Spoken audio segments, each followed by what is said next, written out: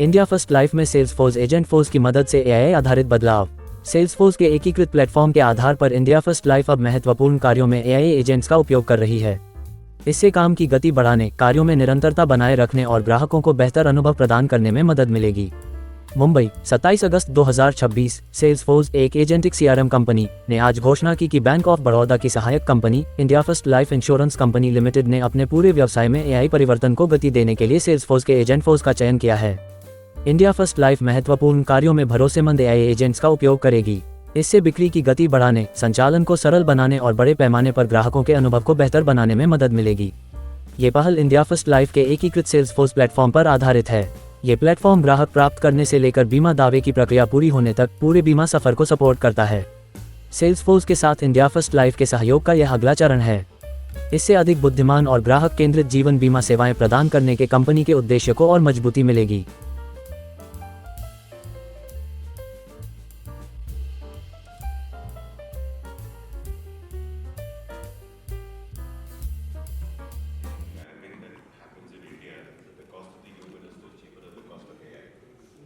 Foundational issue. It's not just India, my entire region in South Asia, right?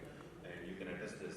In 2 years back. It's all about relativity at the end of the day. Right. So when we launched Agentforce, we had a customer come and say we were spending $7 for a call in a contact center. We managed to bring it down to $2, and they were celebrating. And one of my customers from India sitting next to me said, "कहाँ से आए? हमारा तो ₹7 का call है, right?" Just to give you a perspective, right? And so I think two things, right? We need a forward-looking organization to say, yes, there's cost, but there's also customer experience in NPS. So I think when you think about the core parameters that drive AI adoption in the Western world is very different from what drives AI adoption in India. In India, AI is going to help three things, right? Michelle talked about the sales side, right? I think top-line growth is where CFOs are rewriting ROI faster than anything else, right? The second place is AI is going to solve scale problems. Where earlier you did not have a technology to solve at scale, okay? If you take an insurance business, right, which has tens of thousands of agents, earlier we simply could not, from a technology perspective, solve that problem of agency, of engagement in a cost-effective way. Today, that is, possible, right? And it's going to be, then those costs are only going to continue to go further down as you've seen it. We have some science. And so I think it's very, very critical that in markets like India and these emerging economies, where the cost of AI is still more than the human, the CFOs are asking the question, where is the value coming from? And that's what we are hyper-focused on. Right. See, I gave you the example of that research team. Just in order for you to understand, if you ask them, what is the insurance penetration?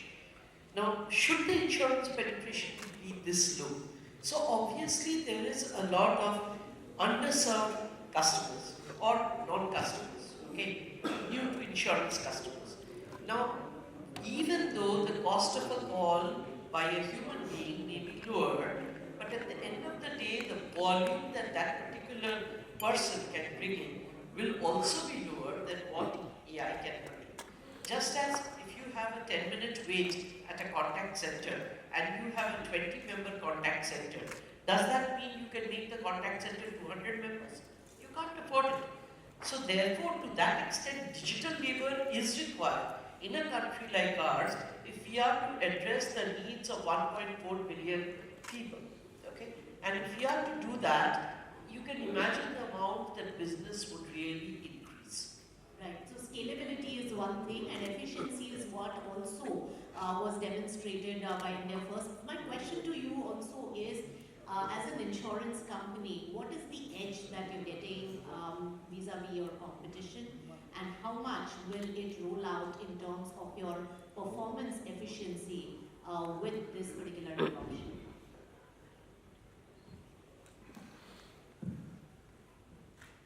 So I think I did share a few initial numbers, right? And the initial feedback is nothing short of phenomenal. We'll see how it actually stacks up. Obviously we have an ROI in place. We know when it's actually going to kind of become cost neutral and thereafter cost positive. One thing I wanted to add to your question, right? See, a lot of organizations, and now I'm looking at a customer lens, I'm not looking at the Salesforce lens. A lot of organizations, are adopting AI, are embracing technology because I dare say it's fashionable to do so. What we are doing at IndiaFirst Life is a little different. We actually identify a business problem, and then we see how technology can actually help address it. Clearly, if we address the business problem not using technology, you might have a cheaper solution, but that cheaper solution is going to be very, very short term. It's not going to kind of last the full journey. And as a result, you kind of quickly do the math and see whether it's kind of helping you in the long run. ROI conversations. Okay, if you ask me, at this point in time, are very premature. It's you have a business problem. AI needs to address that business problem because AI is going to give you something which is sustainable. It's going to be a lot more efficient. And whether you make money or don't make money out of it, too early to take a call on. But I can assure you that it will make you money, but it will make you money in the long run. I think we should also look at the qualitative pieces. ROI is not only quantitative, it's also qualitative. If I can get my problem resolved in the first call, to if I need to call 15 times to 15 places, even if that is cheaper, it's not making for a good experience. It's not creating the stickiness that I want for the customer. And in fact, in helplines, we have found that questions have actually increased on helplines. And we've gone back to the customer and asked why. This is our own experience, right? And customers say now we get such helpful answers. It's a pleasure to come back even with small problems. Earlier we decided we'll live with the small problems. Who's going to stay on the line for 10 minutes for somebody to respond? And that too, they will come with a half a response. Today, we are immediately attended to and we get the full response. So we come back with more questions. So there is more usage of the product. So you've got to look at ROI in very many ways. Just looking at a number doesn't really cut it. Hello, hi. My name is Mukbil. Excellent presentation as always. Two very quick questions. The first one is that number 94% that you had on your deck. What is the source of that number? And secondly, my question is to Rishabh. I wanted to understand the split between, since we have been talking about scaling pilots, how many of these agentic projects are in pilot and how many of them have actually gone on to production? What is the split? What is the percentage? Very quick. We'll come back to you. I think Ashim has the source for the study that did it's a McKinsey report. So we'll get you the source of the. Okay. Yeah. As regards to the agentic projects, so last year we did 7 LLM projects, all of them were in production, none of them were pilot. Straight away we did a pilot and then all of them were in production. In fact, 3 we listened back to make it better. This year, whatever agentic projects, what we are doing, the POCs are done, so we are just going for production. So how many POCs are you currently? No, all of them POCs are done. So all the POCs are done? POCs are done. And what is the number? Which number you want The to POC numbers. Number of projects? Yeah. Number of projects we listed there. Those are the projects. I'll take the numbers. Yeah. Thanks. Hello, myself Abhishek. So I'd like to know how this will make a better experience for the customer, considering like a lot of parameters are there into insurance, considering financial underwriting as well as medical underwriting. So how it will be helpful? So I actually got asked a very, very similar question at the summit a few days back. And I'm going to give a slightly longish answer. See, when it comes to AI, right, and then you kind of marry it with the various industries that exist, the level of AI intervention will vary from industry to industry. Right? I mean, you pick up something as basic as a Netflix, right? And there, you see 3 movies and suddenly you will get a prompt that this is probably a movie that you might like, which is the simplest one, and you probably want to kind of invest your 2 hours and watch that movie. And at the other extreme, you probably have something like, if God forbid, but if somebody in this room had to undergo a bypass and you might have a what to do, would you be comfortable, right? I think insurance falls somewhere in the middle.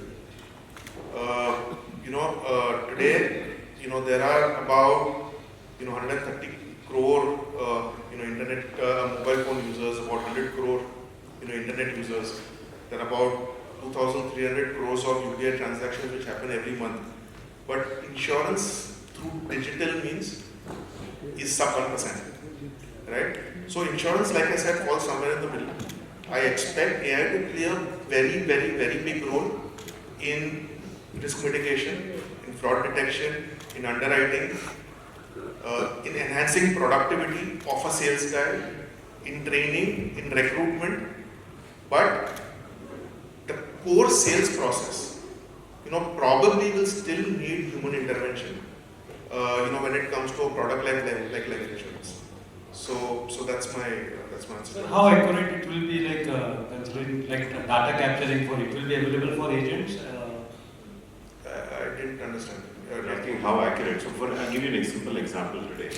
One of the things that ma'am talked about is data entry is a pain for all of us, right? Whether it's insurance, banking, you go, they will ask you to fill out a form. It's the same questions. Today with AI, you can just walk into the room, you can ask that particular customer to give a copy of your PAN or your Aadhaar card, and we can connect directly from the Salesforce system to the respective platforms in the back end. We can pretty much fill the entire application form for all practical purposes without the customer having to lift a pen, right? So that's the beauty of AI bringing the capabilities of document recognition, ability to look through unstructured data and structured data equally and be able to deliver that very, very accurate. And in fact, it's in India where we generate so much paper, this has been the #1 use case for almost every organization in every industry. Sir, I need to get everybody a chance, so please let me get to the other one, then we'll come back. Hi, this is Abhishek. I'm from Financial Express. Yes, sir.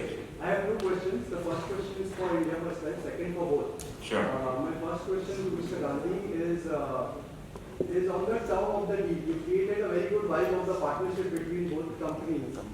But as far as AI, agentic AI is concerned, there is a debate that the nature of the relationship between the end user and the vendor is the term of the deal. Is it the longer the term of the deal, the more you trust your vendor?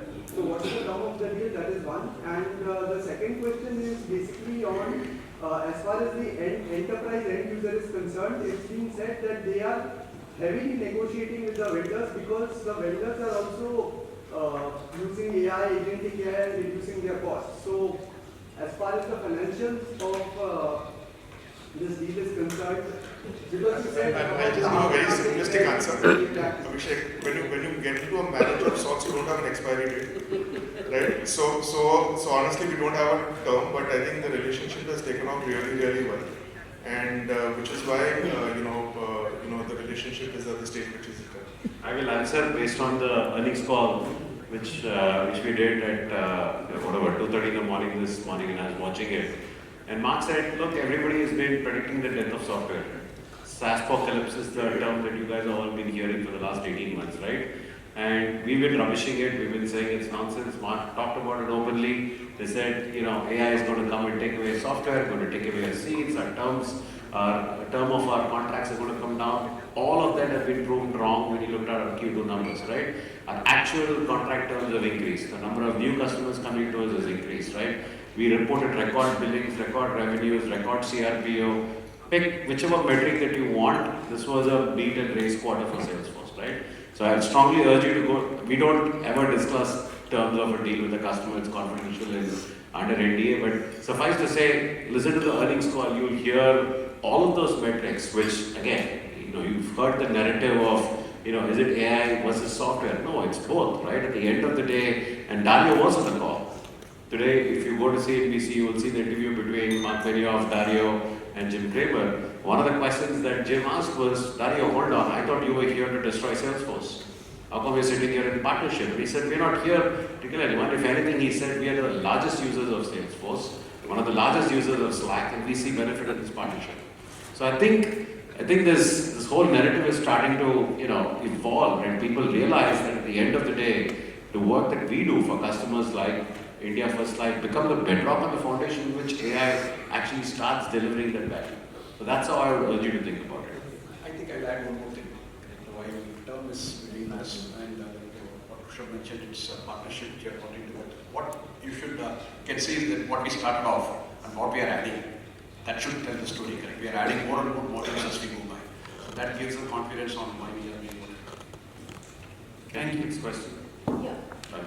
Rishabh, you called this year the year of the agentic, and you announced this collaboration that you have partnership today.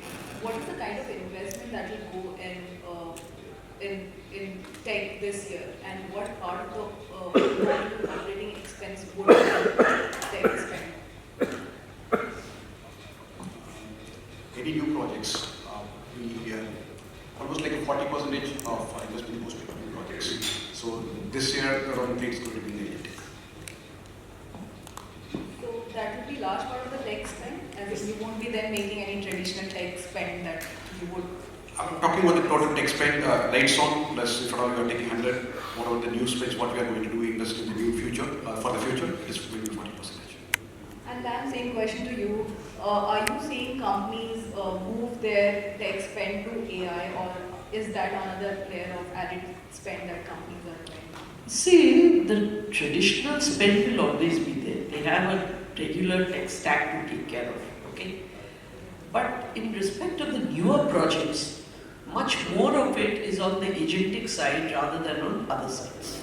So if you're looking at new tech spend is absolutely tending towards agentic, okay? The AI layer, data foundation layer.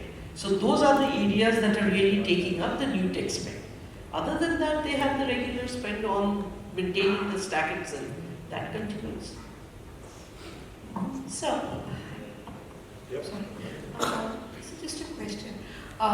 When you said your tech spends and your AI initiatives that you're taking, how much of it do you think will help in reducing mis-selling as a problem, or will it have any role to play in it, or that way? And also, policy sales is something that is a bit of a concern in the insurance industry.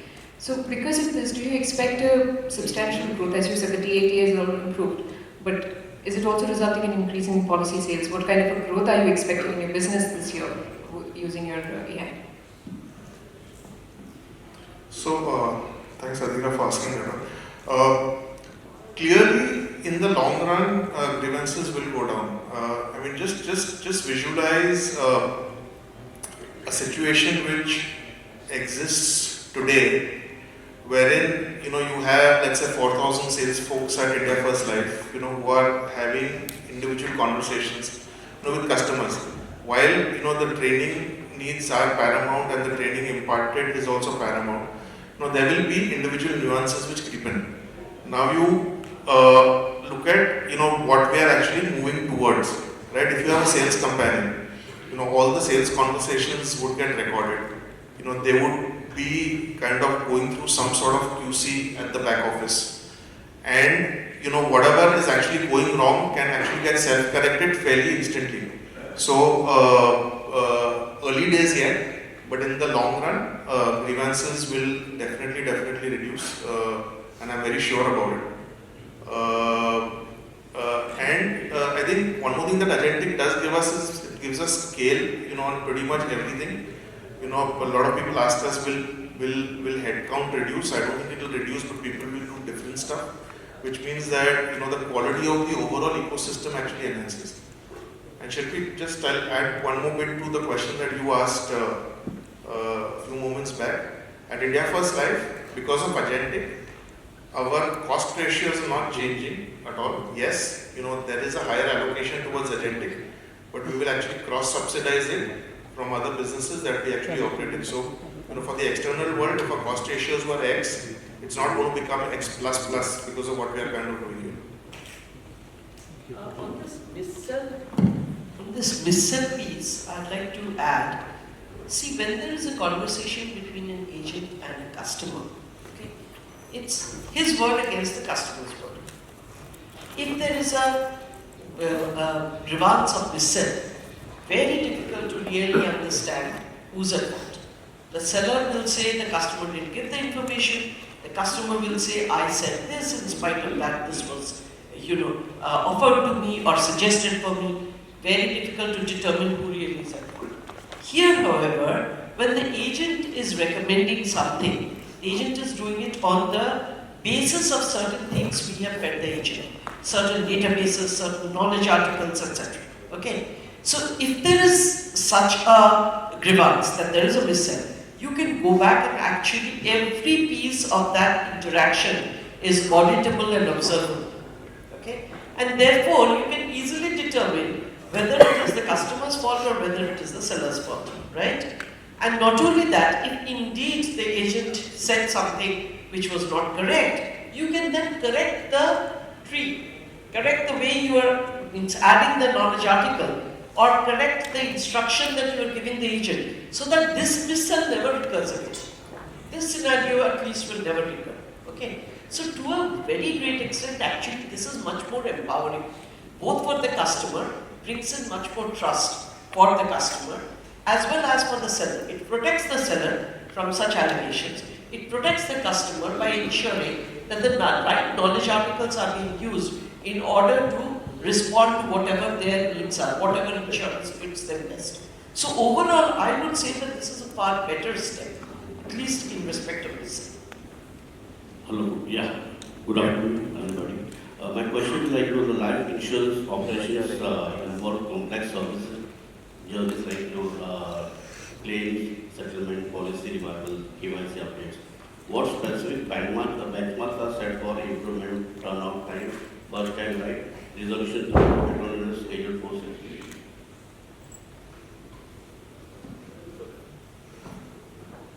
So some of the numbers I actually did mention, right? We have benchmarks. They are very internal to us.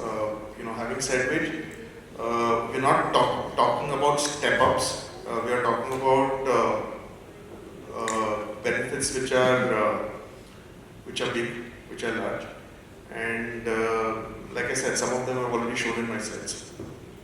One more question. How will you deploy autonomous AI agents impact customer service operation expenditure over the next 2-3 fiscal years? What is the expected payback period for this transformation? So I think this question was kind of asked indirectly, some few moments back. And the answer is very simple. I think, first of all, some of the numbers which are asked are very, very internal to us. Having said which, I would urge, anybody who's sitting where I'm sitting, to not look at, ROI, unidimensionally. The benefits are, multiple. The benefits are not restricted to Excel sheets and financials. And I think we need to look at it very, very holistically. I don't think we've come up with a precise formula just yet, but I think ROI is getting overhyped. I don't think ROI is something that we should be just looking at when it comes to AI just now. It's massively overhyped. It's a much bigger thing than ROI.